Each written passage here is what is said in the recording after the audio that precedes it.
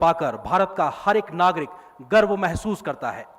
अब हम बेहद विनम्रता के साथ आमंत्रित करना चाहते हैं दुनिया के सबसे लोकप्रिय नेता और नए भारत के शिल्पकार माननीय प्रधानमंत्री श्री नरेंद्र मोदी जी को कि वो कृपया आए और हमें अपने आशीर्वचनों से अनुग्रहित करें। माननीय प्रधानमंत्री जी।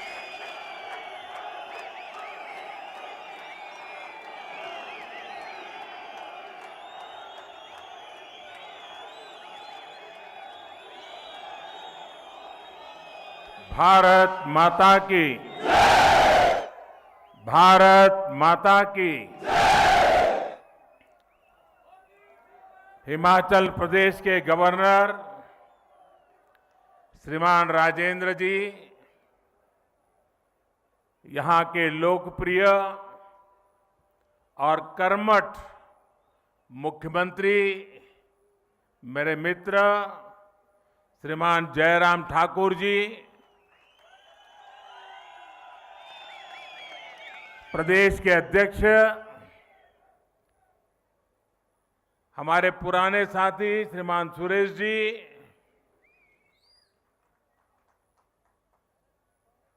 केंद्र के मंत्रिपरिषद के मेरे साथियों, सांसदगण, विधायकगण, हिमाचल के सभी जनप्रतिनिधिगण, आज मेरे जीवन में एक विशेष दिवस भी है और उस विशेष दिवस पर इस देवभूमि को प्रणाम करने का मौका मिले, इससे बड़ा जीवन का सौभाग्य क्या हो सकता है। आप इतनी बड़ी तादाद में हमें आशीर्वाद देने के लिए आए, मैं आपका बहुत बहुत आभार व्यक्त करता हूं। अभी देश के करोड़ों करोड़ किसानों को उनके खाते में पीएम किसान सम्मान निधि का पैसा ट्रांसफर हो गया,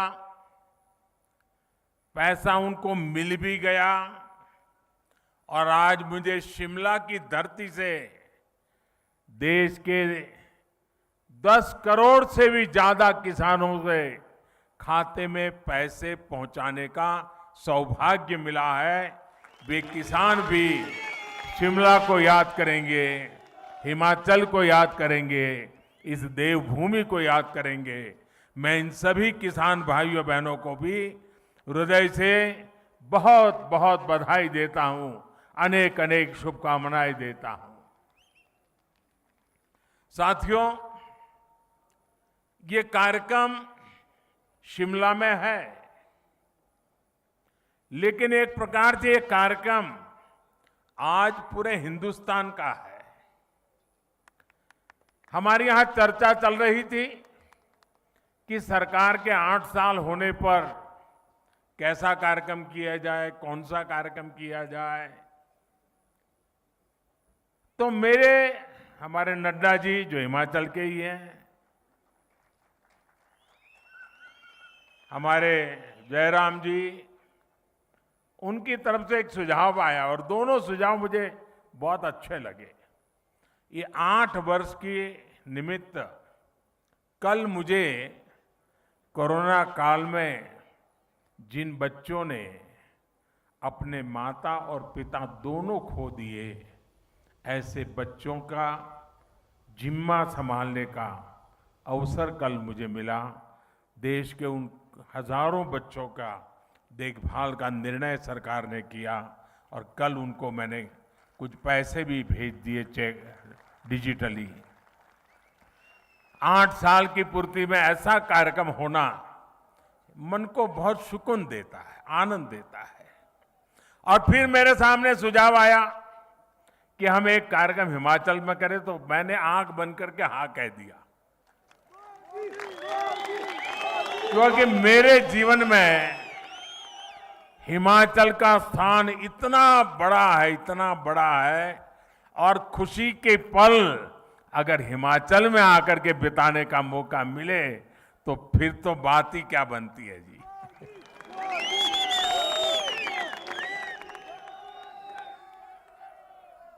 आज इसलिए मैंने कहा कि 8 साल के निमित्त देश का ये महत्वपूर्ण कार्यक्रम आज शिमला की धरती पे हो रहा है, जो कभी मेरी कर्म भूमि रही, मेरे लिए जो देवभूमि है, मेरे लिए जो पुण्य भूमि है, वहां पर मुझे आज देशवासियों को इस देवभूमि से बात करने का मौका मिले, ये अपने आप में मेरे लिए खुशी अनेक गुना बढ़ा देने वाला काम है। साथियों, 130 करोड़ भारतीयों के सेवक के तौर पर काम करने का मुझे आप सबने जो अवसर दिया, मुझे जो सौभाग्य मिला, सभी भारतीयों का जो विश्वास मुझे मिला है, अगर आज मैं कुछ कर पाता हूं, दिन रात दौड़ पाता हूं, तो ये मत सोचिए कि ये मोदी करता है, ये मत सोचिए कि मोदी दौड़ता है। ये सब तो 130 करोड़ देशवासियों की कृपा से हो रहा है, आशीर्वाद से हो रहा है, उनकी बदौलत हो रहा है, उनकी ताकत से हो रहा है। परिवार के एक सदस्य के तौर पर मैंने कभी भी अपने आप को उस पद पर देखा नहीं, कल्पना भी नहीं की है और आज भी नहीं कर रहा हूं कि मैं कोई प्रधानमंत्री हूं। जब फाइल पर साइन करता हूं, एक जिम्मेवारी होती है, तब तो प्रधानमंत्री की दायित्व के रूप में मुझे काम करना होता है।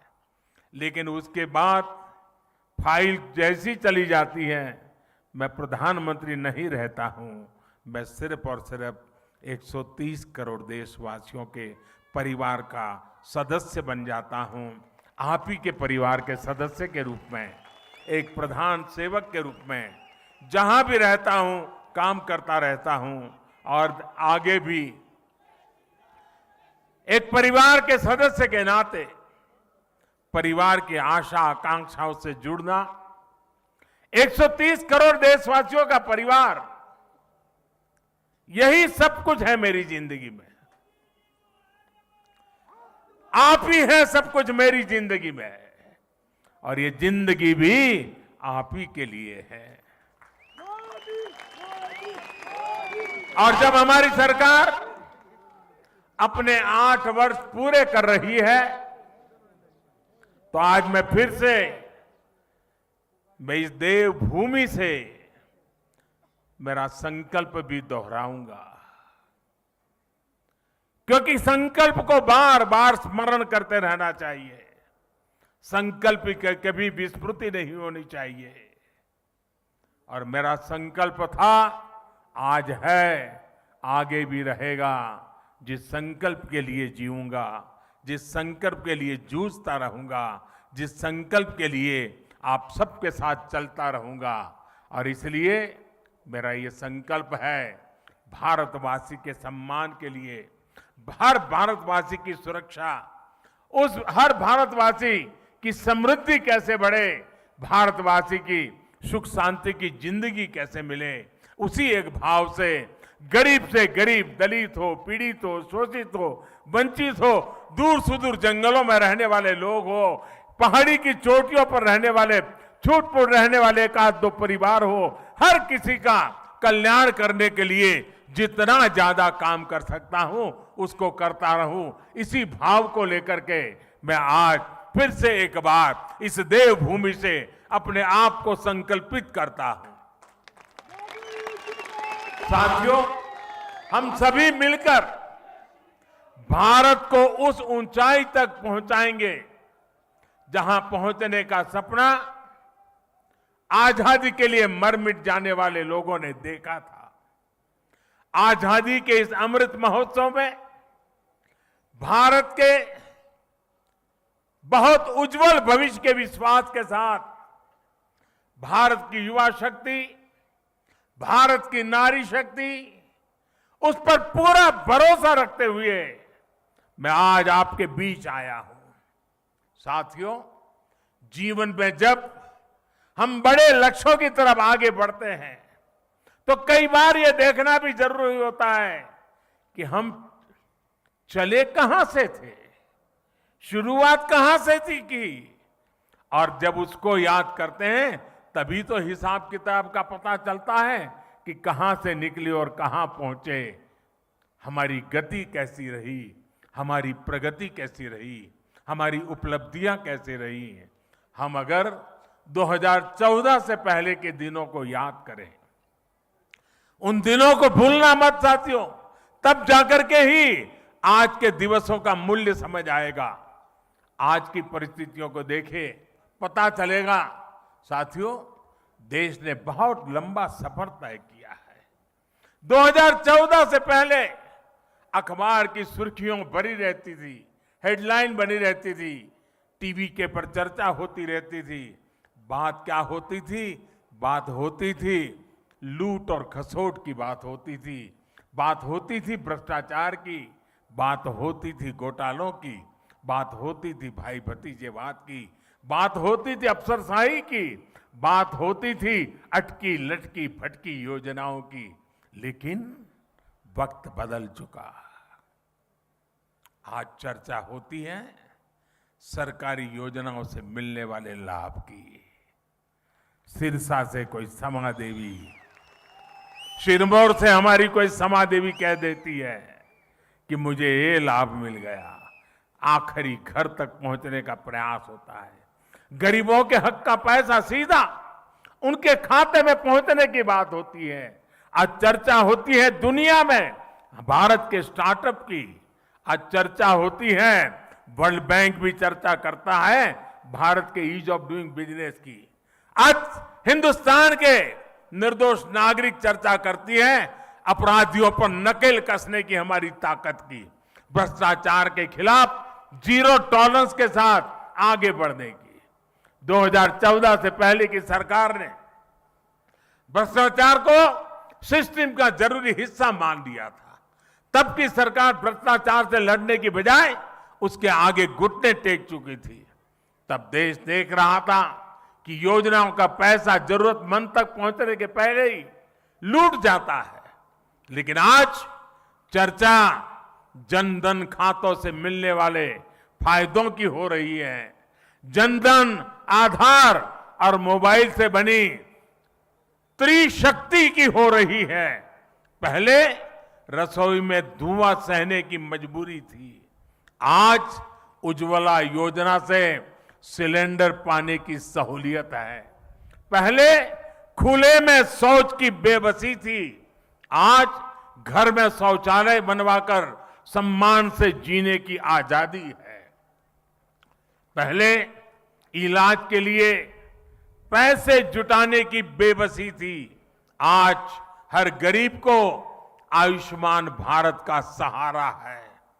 पहले ट्रिपल तलाक का डर था, अब अपने अधिकारों की लड़ाई लड़ने का हौसला है। साथियों, 2014 से पहले देश की सुरक्षा को लेकर चिंता थी, आज सर्जिकल स्ट्राइक, एयर स्ट्राइक का गर्व है। हमारी सीमा पहले से ज्यादा सुरक्षित है। पहले देश का नॉर्थ ईस्ट अपने असंतुलित विकास से, भेदभाव से आहत था, दुखी था। आज हमारा नॉर्थ ईस्ट दिल से भी जुड़ा है और आधुनिक इंफ्रास्ट्रक्चर से भी जुड़ रहा है। सेवा, सुशासन और गरीबों के कल्याण के लिए बनी हमारी योजनाओं ने लोगों के लिए सरकार के मायने ही बदल दिए हैं। अब सरकार माई बाप नहीं है, वो वक्त चला गया। अब सरकार सेवक है, सेवक, जनता जनार्दन की सेवक है। अब सरकार जीवन में दखल देने के लिए नहीं, बल्कि जीवन को आसान बनाने के लिए काम कर रही है। बीते वर्षों में हम विकास की राजनीति को देश की मुख्य धारा में लाए हैं। विकास की इसी आकांक्षा में लोग स्थिर सरकार चुन रहे हैं, डबल इंजन की सरकार चुन रहे हैं। साथियों, हम लोग अक्सर सुनते हैं कि सरकारें आती हैं, जाती हैं, लेकिन सिस्टम वही रहता है। हमारी सरकार ने इस सिस्टम को ही गरीबों के लिए ज्यादा संवेदनशील बनाया, उसमें निरंतर सुधार किए। पीएम आवास योजना हो, स्कॉलरशिप देना हो, या फिर पेंशन योजनाएं, टेक्नोलॉजी की मदद से हमने भ्रष्टाचार का स्कोप कम से कम कर दिया। जिन समस्याओं को पहले परमानेंट मान लिया गया था, हम उसके परमानेंट सॉल्यूशन देने का प्रयास कर रहे हैं। जब सेवा, सुशासन और गरीब कल्याण का लक्ष्य हो तो कैसे काम होता है, इसका एक उदाहरण है डायरेक्ट बेनिफिट ट्रांसफर स्कीम। अभी मैं जो कह रहा था, डीबीटी के माध्यम से, डायरेक्ट बेनिफिट स्कीम के माध्यम से 10 करोड़ से अधिक किसान परिवारों के बैंक खाते में सीधे 21,000 करोड़ रुपए ट्रांसफर हो गए।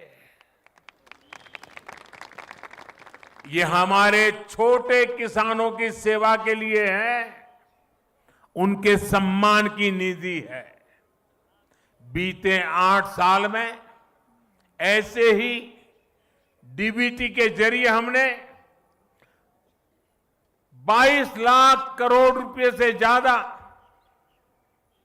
सीधे देशवासियों के अकाउंट में ट्रांसफर किए हैं। और ऐसा नहीं हुआ कि 100 पैसा भेजा तो पहले 85 पैसा लापता हो जाता था। जितने पैसे भेजे वो पूरे के पूरे सही पते पर, सही लाभार्थी के बैंक खातों में भेजे गए हैं। साथियों, आज इस योजना की वजह से 2.25 लाख करोड़ रुपए की लीकेज रुकी है। पहले यही 2.25 लाख करोड़ रुपए बिचौलियों के हाथों में चले जाते थे, दलालों के हाथों में चले जाते थे। इसी डीबीटी की वजह से देश में सरकारी योजनाओं का गलत लाभ उठाने वाले 9 करोड़ से ज्यादा फर्जी नामों को हमने लिस्ट से हटाया है। आप सोचिए, फर्जी नाम कागजों में चढ़ाकर गैस सब्सिडी, बच्चों की पढ़ाई के लिए भेजी गई फीस, कुपोषण से मुक्ति के लिए भेजा गया पैसा, सब कुछ लूटने का देश में खुला खेल चल रहा था। ये क्या देश के गरीब के साथ अन्याय नहीं था? जो बच्चे उज्जवल भविष्य की आशा करते हैं, उन बच्चों के साथ अन्याय नहीं था? क्या ये पाप नहीं था? अगर कोरोना के समय यही 9 करोड़ फर्जी नाम कागजों में रहते तो क्या गरीब को सरकार के प्रयासों का लाभ मिल पाता क्या? साथियों, गरीब का जब रोजमर्रा का संघर्ष कम होता है, जब वो सशक्त होता है, तब वो अपनी गरीबी दूर करने के लिए नई ऊर्जा के साथ जुड़ जाता है। इसी सोच के साथ हमारी सरकार पहले दिन से गरीब को सशक्त करने में जुटी है। हमने उसके जीवन की एक एक चिंता को कम करने का प्रयास किया। आज देश के 3 करोड़ गरीबों के पास उनके पक्के और नए घर भी जहां आज वो रहने लगे हैं। आज देश के 50 करोड़ से ज्यादा गरीबों के पास 5 लाख रुपए तक के मुफ्त इलाज की सुविधा है। आज देश के 25 करोड़ से अधिक गरीबों के पास 2-2 लाख रुपए का एक्सीडेंट इंश्योरेंस और टर्म इंश्योरेंस है, बीमा है। आज देश के लगभग 45 करोड़ गरीबों के पास जनधन बैंक खाता है। मैं आज बहुत गर्व से कह सकता हूं कि देश में शायद ही कोई ऐसा परिवार होगा जो सरकार की किसी न किसी योजना से जुड़ा न हो, योजना उसे लाभ न देती हो। हमने दूर सुदूर पहुंचकर लोगों को वैक्सीन लगाई है। देश करीब 200 करोड़ वैक्सीन डोज के रिकॉर्ड स्तर पर पहुंच रहा है। और मैं जयराम जी को बधाई दूंगा। कोरोना काल में जिस प्रकार से उनकी सरकार ने काम किया है और उन्होंने ये टूरिस्ट डेस्टिनेशन होने के कारण टूरिज्म के लिए तकलीफ न हो, इसलिए उन्होंने वैक्सीनेशन को इतना तेजी से चलाया। हिंदुस्तान में सबसे पहले वैक्सीनेशन का काम पूरा करने वालों में जयराम जी की सरकार अग्रिम पंक्ति में रही। साथियों, हमने गांव में रहने वाले 6 करोड़ परिवारों को साफ पानी के कनेक्शन से जोड़ा है, नल से जल। साथियों, हमने 35 करोड़ मुद्रा लोन देकर गांव और छोटे शहरों में करोड़ों युवाओं को स्वरोजगार का अवसर दिया है। मुद्रा लोन लेकर कोई टैक्सी चला रहा है, कोई टेलरिंग की दुकान खोल रहा है, कोई बिटिया अपना स्वयं का कारोबार शुरू कर रही है। रेडी ठेले पटरी पर काम करने वाले लगभग 45 लाख साथियों को भी पहली बार बैंकों से ऋण मिला है, अपने काम को बढ़ाने का रास्ता मिला है।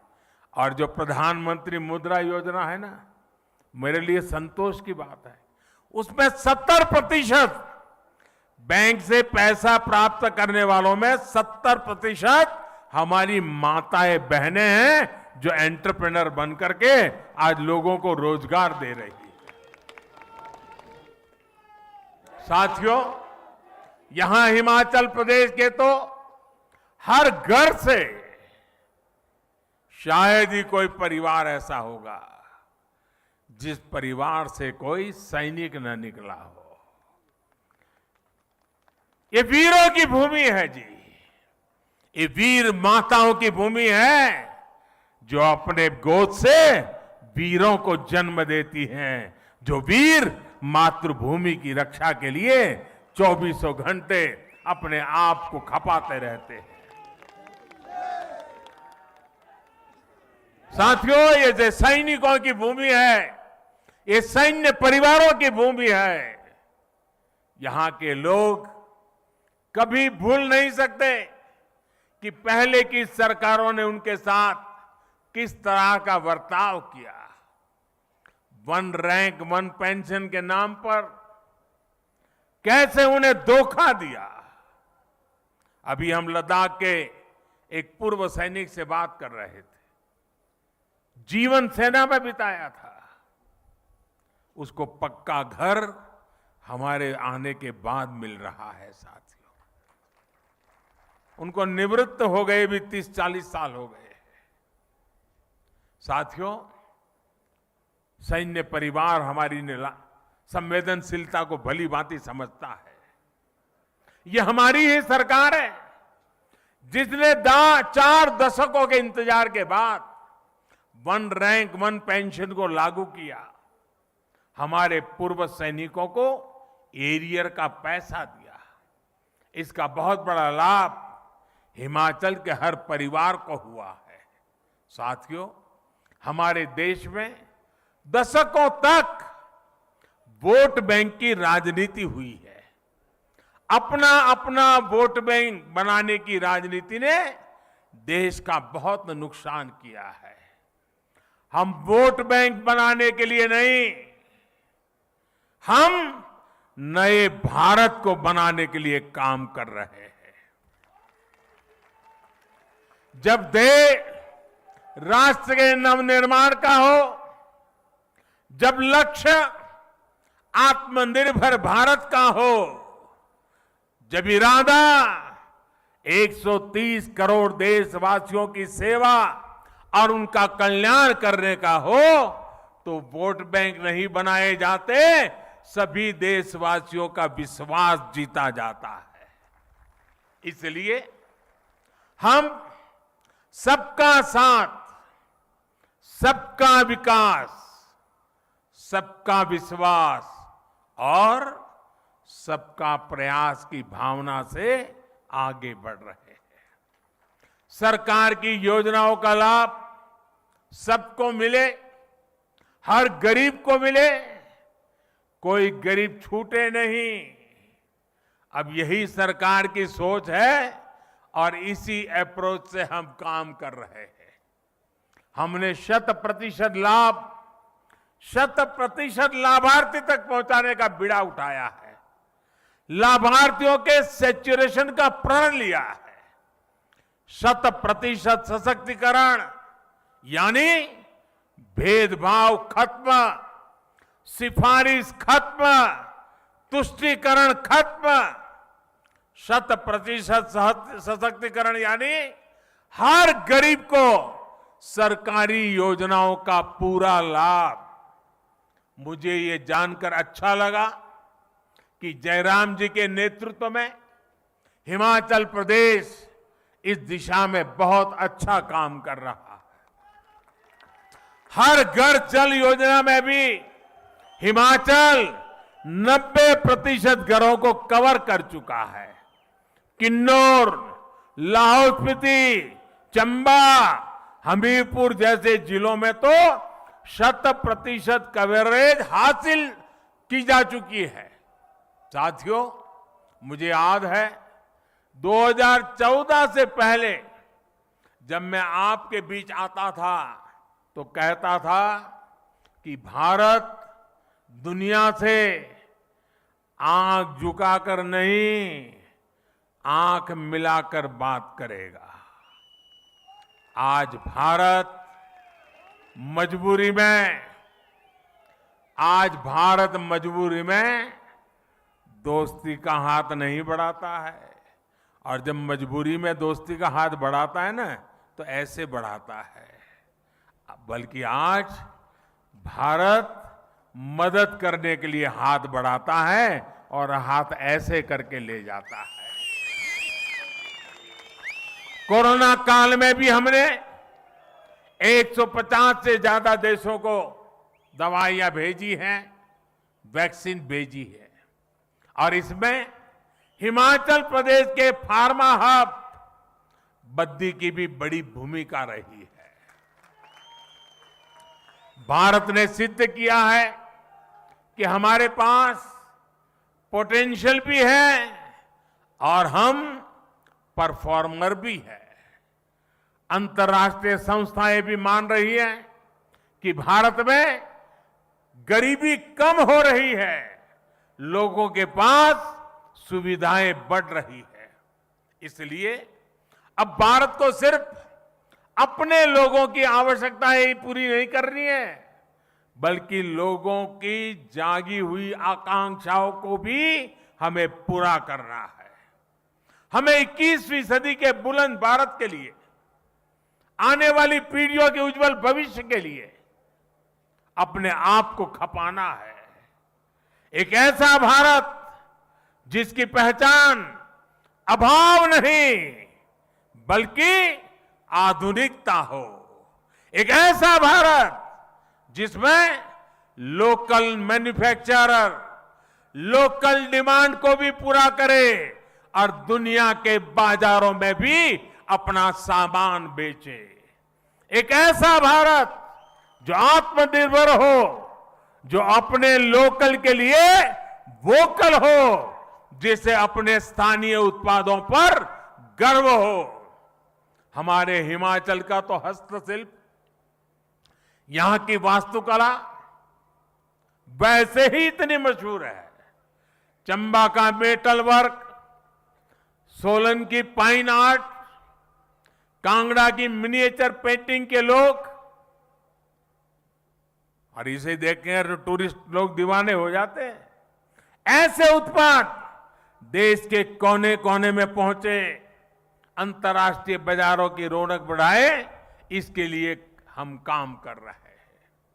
वैसे भाइयों और बहनों, हिमाचल के स्थानीय उत्पादों की चमक तो अब काशी में बाबा विश्वनाथ के मंदिर तक पहुंच गई है। कुल्लू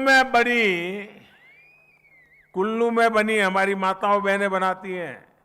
कुल्लू में बनी पोहलें सर्दी के मौसम में काशी विश्वनाथ मंदिर के पुजारियों और सुरक्षा कर्मियों की मददगार बन रही है। बनारस का सांसद होने के नाते मैं इस उपहार के लिए हिमाचल प्रदेश के लोगों का विशेष आभार व्यक्त करता हूं। साथियों, बीते 8 वर्षों के प्रयासों के जो नतीजे मिले हैं, उनसे मैं बहुत विश्वास भरा हुआ हूं, आत्मविश्वास से भरा हुआ हूं। हम भारतवासियों के सामर्थ्य के आगे कोई भी लक्ष्य असंभव नहीं है। आज भारत दुनिया की सबसे तेजी से बढ़ती अर्थव्यवस्थाओं में एक है। आज भारत में रिकॉर्ड विदेशी निवेश हो रहा है। आज भारत रिकॉर्ड एक्सपोर्ट कर रहा है। 8 साल पहले स्टार्टअप्स के मामले में हम कहीं नहीं थे। आज हम दुनिया के तीसरे बड़े स्टार्टअप इकोसिस्टम हैं, तीसरे बड़े। करीब करीब हर हफ्ते हजारों करोड़ रुपयों की कंपनी हमारे युवा तैयार कर रहे हैं। आने वाले 25 साल के विराट संकल्पों की सिद्धि के लिए देश नई अर्थव्यवस्था के नए इंफ्रास्ट्रक्चर का निर्माण भी तेजी से कर रहा है। हम एक दूसरे को सपोर्ट करने वाली मल्टी मॉडल कनेक्टिविटी पर फोकस कर रहे हैं। इस बजट में हमने जो पर्वतमाला योजना की घोषणा की है, वो हिमाचल जैसे पहाड़ी प्रदेश में कनेक्टिविटी को और मजबूत करेगी। इतना ही नहीं, हमने वाइब्रेंट बॉर्डर विलेज, इसकी जो योजना बजट में रखी है, उसके कारण सीमा पर बसे हुए जो गांव है, ये गांव वाइब्रेंट बने, टूरिस्ट डेस्टिनेशन बने, एक्टिविटी के सेंटर बने। सीमा पर सटे हुए गांव, उनके विकास के लिए भारत सरकार ने एक विशेष योजना बनाई है। ये वाइब्रेंट बॉर्डर विलेज की योजना का लाभ मेरे हिमाचल के सीमावर्ती गांवों को स्वाभाविक रूप से मिलने वाला है। साथियों, आज जब हम दुनिया का सर्वश्रेष्ठ डिजिटल इंफ्रास्ट्रक्चर बनाने पर फोकस कर रहे हैं, हम देश भर में स्वास्थ्य सेवाओं के आधुनिकीकरण पर काम कर रहे हैं। Ayushman Bharat health infrastructure mission के तहत जिला और ब्लॉक स्तर पर क्रिटिकल हेल्थ केयर सुविधाएं हम तैयार कर रहे हैं। हर जिले में एक मेडिकल कॉलेज हो, इस दिशा में काम चल रहा है। और इतना ही नहीं, गरीब मां का बेटा बेटी भी अब डॉक्टर बनने का सपना पूरा कर सकता है। पहले तो हाल ये था कि अगर उसको स्कूली शिक्षा अंग्रेजी में नहीं हुई तो डॉक्टर होने के सपने अधूरे रह जाते थे। अब हमने तय किया है मेडिकल और टेक्निकल एजुकेशन हम मातृभाषा में करने को प्रमोट करेंगे ताकि गरीब से गरीब का बच्चा, गांव का बच्चा भी डॉक्टर बन सके और इसलिए उसे अंग्रेजी के गुलाम होने की जरूरत नहीं पड़ेगी। साथियों, देश में एम्स जैसे बेहतरीन संस्थानों का दायरा देश के दूर सुदूर के राज्यों तक बढ़ाया जा रहा है। बिलासपुर में बन रहा एम्स का इसका एक प्रत्यक्ष प्रमाण है। अब हिमाचल वासियों को चंडीगढ़ या दिल्ली जाने की मजबूरी नहीं रहेगी। साथियों, ये सारे प्रयास हिमाचल प्रदेश के विकास को भी गति देने का काम कर रहे हैं। जब अर्थव्यवस्था मजबूत होती है, रोड कनेक्टिविटी, इंटरनेट कनेक्टिविटी बढ़ती है, स्वास्थ्य सेवाएं सुधरती हैं, तो ये टूरिज्म को भी बढ़ाता है। भारत अपने यहां जिस तरह ड्रोन की मैन्युफैक्चरिंग बढ़ा रहा है, ड्रोन का इस्तेमाल बढ़ा रहा है, उससे हमारे दूर दराज के जो क्षेत्र है, हिंदुस्तान के दूर दराज के जो भी इलाके हैं, चाहे पहाड़ी हो, जंगल के इलाके हो, जैसे हिमाचल के दूर दराज के इलाके हैं, वहां पर इस ड्रोन सेवाओं का बहुत बड़ा लाभ मिलने वाला है। भाइयों और बहनों, बीते 8 वर्षों में आजादी के 100वें वर्ष के लिए यानी 2047 के लिए मजबूत आधार तैयार हुआ है। इस अमृत काल में सिद्धियों के लिए एक ही मंत्र है, सबका प्रयास। सब जुड़े, सब जुटे और सब बढ़े, इसी भाव के साथ हमें काम करना है। कितनी सदियों के बाद और कितनी पीढ़ियों के बाद ये सौभाग्य हमें मिला है, हमारी आपकी पीढ़ी को मिला है। इसलिए आइए हम संकल्प लें, हम